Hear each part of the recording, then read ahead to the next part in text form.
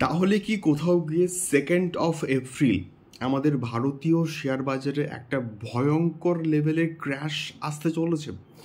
তাহলে কি ডোনাল্ড ট্রাম্পের যে রেসিপ্রোকাল ট্যারিফটা আমাদের ইন্ডিয়ার উপরে যে লাগু করার প্ল্যান ছিল সেইটা কি 2 এপ্রিল লাগু হচ্ছে?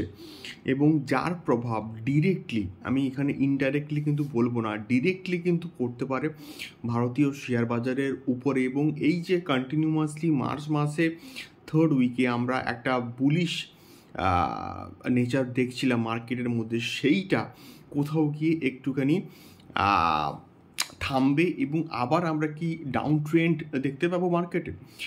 তো আজকের ভিডিওটা কিন্তু প্রচণ্ড ইনফরমেটিভ হবে এবং আশা করছি আপনাদের খুবই কিন্তু ভালো লাগবে। নমস্কার বন্ধুরা, আমাদের চ্যানেলে আপনাদেরকে অনেক অনেক স্বাগত।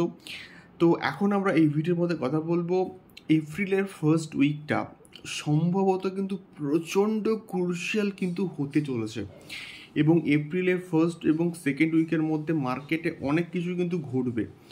তার কারণটা হচ্ছে ডোনাল্ড ট্রাম্পের রেসিপ্রোকাল ট্যারিফ। এবং এই রেসিপ্রোকাল ট্যারিফটা যে লাগু করা হচ্ছে বা লাগু করছে ট্রাম্প, অলরেডি কিন্তু 2nd এপ্রিল থেকে লাগু হবে এটা কিন্তু বলে দিয়েছে। এবং চায়নার উপর অলরেডি কিন্তু লাগু হয়েছে, এবং কানাডা এবং মেক্সিকোর উপরে তো ট্যারিফ লাগু হচ্ছে।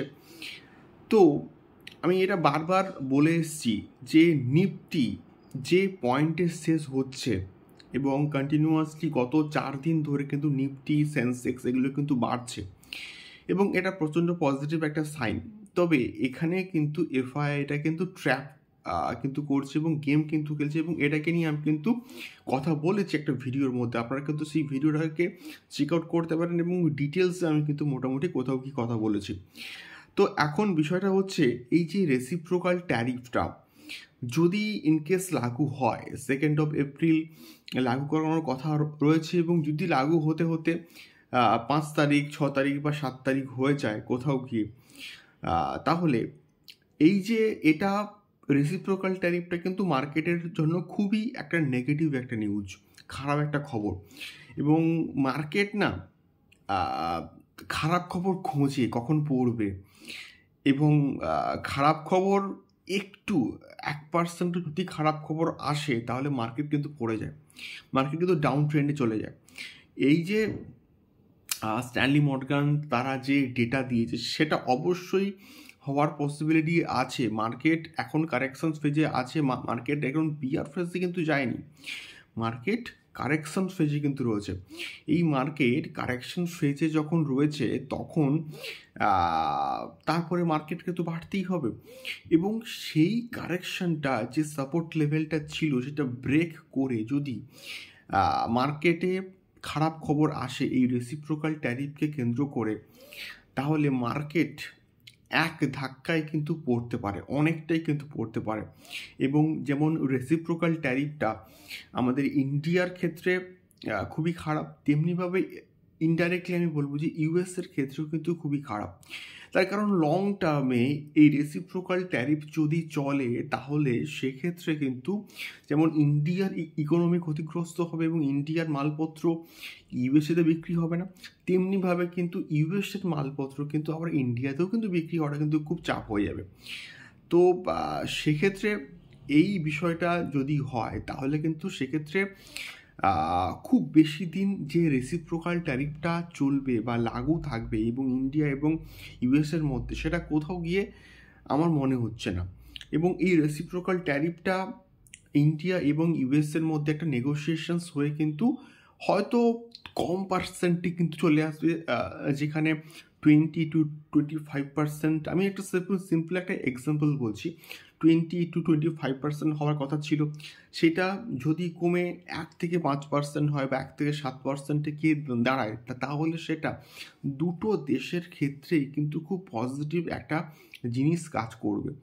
তো এটা আমি চাই হোক, এবং এই রেসিপ্রোকাল ট্যারিফটা যতদিন চলবে ততদিন কিন্তু মার্কেট একটা নেগেটিভ রিটার্ন কিন্তু দেবে, মার্কেটে একটা খারাপ খবর কিন্তু হচ্ছে কোথাও গিয়ে তৈরি হবে এবং মার্কেট একটা নেগেটিভ এটা কিন্তু ইম্প্যাক্ট পড়বে মার্কেটে, এবং যার ফলে মার্কেট আবার কিন্তু পড়বে ওই নিফটির যে পয়েন্টটা 21,800, যে আমরা যে বারবার বলেছি যে ওখানে গিয়ে একটা বটম তৈরি করবে এবং সেখান থেকেও কিন্তু পড়তে পারে 21,500 অব্দি, এবং আমি না পড়ুক চাই, এবং যদি পড়ে তাহলে কিন্তু ওইখানে কিন্তু নিফটি একটা বটম তৈরি করতে পারে।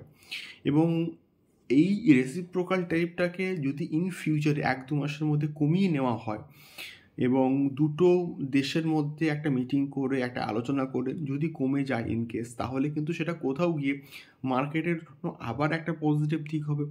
মার্কেটের পজিটিভ দিক যদি হয় তাহলে কিন্তু ওই যে একটা বটম আউট করলো, একটা বটম ক্রিয়েট করলো, সেখান থেকে মার্কেট আবার কোথাও গিয়ে কিন্তু একটা পজিটিভ নিউজ পেয়ে আবার কিন্তু উঠতে শুরু করবে, এবং সেখান দিয়ে আমার মনে হয়েছে ওটাই মানে কোথাও গিয়ে বটম আউট হবে, এবং ওইটার জন্যই কিন্তু প্রচুর বিগ প্লেয়ার্সরা, বিগ ইনভেস্টাররা কিন্তু ওয়েট করে আছে যে কখন ওই বটমটা কবে এবং কখন সব থেকে কম প্রাইসে তারা মালগুলোকে হচ্ছে কিনতে পারবে। তো এটাই হচ্ছে মেনলি ফান্ডামেন্টাল মানে বিষয়পত্র বলে আমার অ্যাটলিস্ট তো মনে হচ্ছে কোথাও গিয়ে। এবারে দেখা যাক এই রেসিপ্রোকাল ট্যারিফটা কতটা ইম্প্যাক্ট ফেলে মার্কেটে, এবং অবশ্যই ইম্প্যাক্ট ফেলবে, এবং আমার মনে হচ্ছে এপ্রিল মাসের 1st এবং 2nd উইক প্রচণ্ড কিন্তু ক্রুশিয়াল হবে, এবং যখন মার্কেটটা পড়বে তখন কিন্তু কন্টিনিউয়াসলি মানে রিটেল ইনভেস্টররা কিন্তু প্যানিক হবে এবং তারা তাদের মার্কেটের উপর থেকে আস্থাটা জাস্ট হারিয়ে ফেলবে তারা, এবং এটা খুবই ন্যাচারাল একটা বিষয়। এবং যারা লং টার্মে ইনভেস্টমেন্ট করবে বলে প্ল্যান করে এসছে যে আমরা 10 বছর 15 বছর ধরে ইনভেস্ট করব, তারা এই আস্থাটা কিন্তু হারিয়ে ফেলবে, এবং এই সময় এই ভুলগুলো কিন্তু করাটা একদমই উচিত নয়। আমরা এখন লামসাম ইনভেস্টমেন্ট করবই না, এপ্রিল মাসটা যাক। আমি কিন্তু অনেক দিন আমার যারা ভিউয়ার্সরা গত 1 থেকে 2 মাস ধরে ভিডিওস ফলো করছেন তারা বরাবরই কিন্তু জানেন যে আমি এই স্টেটমেন্টটা কিন্তু রাখছি যে কোথাও গিয়ে এটা কিন্তু খুবই ক্রুশিয়াল টাইম। এপ্রিল মাসে অনেক কিছু কিন্তু ঘটতে পারে, এপ্রিল মাসে অনেক কিছু কিন্তু ঘটে যেতে পারে, এবং তার মধ্যে এই রেসিপ্রোকাল ট্যারিফটা কিন্তু ইম্পর্ট্যান্ট। এবং এই সময় আমাদেরকে এসআইপিটাকে কিন্তু বন্ধ করা যাবে না। এসআইপিটাকে আমরা যদি কন্টিনিউ করি, যত বটমে পড়বে তত আমরা কিন্তু ওই সেম টাকাতে অনেক বেশি ইউনিটস কিন্তু কোথাও গিয়ে কিনতে পারবো, এবং যেটা আমাদের লং টার্ম ইনভেস্টমেন্টের ক্ষেত্রে কিন্তু কোথাও গিয়ে প্রচণ্ড পজিটিভ একটা দিক কিন্তু কাজ করবে বলে আমি তো অ্যাটলিস্ট মনে করি। দেখা যাক মার্কেটের কি অবস্থা দাঁড়ায়, কি সিনারিও দাঁড়ায়, এবং আমার মনে হয় যে এই last week of March market কিন্তু মোটামুটি একটা লাইনে থাকবে, খুব বেশি বাড়বেও না, খুব বেশি কিন্তু কমবেও না। দেখা যাক এগুলো আমার সম্পূর্ণভাবে প্রেডিকশন। এটা হতেও পারে আবার নাও কিন্তু হতে পারে, এবং মার্কেটের যে নেচার, সেই নেচার থেকে কিন্তু আমি এই স্টেটমেন্টগুলোকে রাখছি। যদি মার্কেট এখান থেকে বটম ক্রিয়েট করে বাড়ে তাহলে তো খুবই ভালো, কিন্তু একটা হিউজ চান্স রয়েছে মার্কেট এখান থেকে কিন্তু এই রেসিপ্রোকাল ট্যারিফের জন্য কিন্তু আবার পড়তে পারে বা আবার কোথাও গিয়ে কিন্তু কারেকশনস হতে পারে। দেখা যাক, আমরা তো মার্কেটের দিকে নজরে রেখেছি, এবং আমি বলবো যে মিউচুয়াল ফান্ডের ক্ষেত্রে আমরা যারা ইনভেস্টমেন্ট করছি এখন এই মুহূর্তে কিন্তু ইনভেস্টমেন্টটাকে লং টার্মে যারা আমরা প্ল্যান করেছি যে এসআইপিটাকে করবো, এসআইপিটাকে কিন্তু কন্টিনিউ করুন। লামসাম ইনভেস্টমেন্ট করা কিন্তু এখনও অবধি সময় আসেনি, মার্কেট আরও পড়ার চান্স রয়েছে, একটা বটম ক্রিয়েট করুক, তারপরেই না হলে আমরা লামসাম ইনভেস্টমেন্ট করার কথা একটা প্ল্যান করতে পারি। দেখা যাক, ফিঙ্গার ক্রসড মার্কেটে ভালো নিউজ আসুক, ইউএস মার্কেট এবং তার সঙ্গে সঙ্গে গ্লোবাল ইকোনমি যদি পজিটিভ একটা ভাইবস দেয় তাহলে কিন্তু সেটা মার্কেটের, আমাদের ইন্ডিয়ান মার্কেটের জন্য কিন্তু কোথাও গিয়ে ভালো একটা দিক হবে। Hope for the best. Mutual ফান্ডের যে এসআইপিটাকে কিন্তু কন্টিনিউ করুন, এবং লামসাম ইনভেস্টমেন্ট এখন না করাই ভালো।